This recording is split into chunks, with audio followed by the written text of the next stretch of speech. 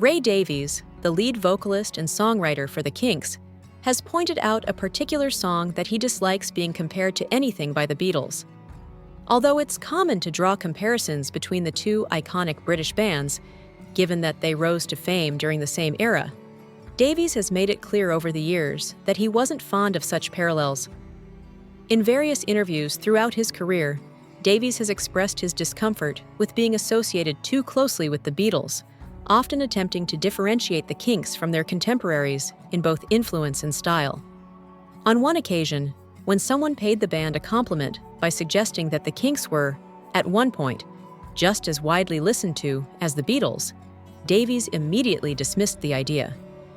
He firmly responded that the Kinks had never reached that level of popularity, insisting that they were, in fact, less favored than the Beatles.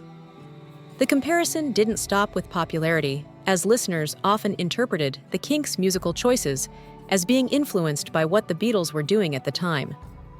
Davies addressed these assumptions directly, clarifying that the Kinks drew their inspiration from much earlier sources than the bands of their era. One example he cited involved the song "I'll Remember," which some listeners claimed resembled the Beatles' style. Davies strongly rejected this notion, asserting that the song was actually inspired by Buddy Holly. He recalled writing it with a harmonica while in Seattle, Washington, emphasizing its true origin and dismissing any suggestion that it mirrored the Beatles' sound. Despite his resistance to being compared with them, Davies acknowledged that he appreciated some of the Beatles' early work.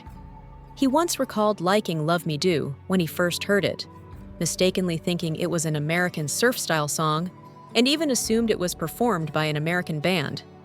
So, while Ray Davies respected the Beatles and enjoyed aspects of their music, he maintained a firm belief that the Kinks' sound and influences stood apart and should not be directly equated with that of their Liverpool peers.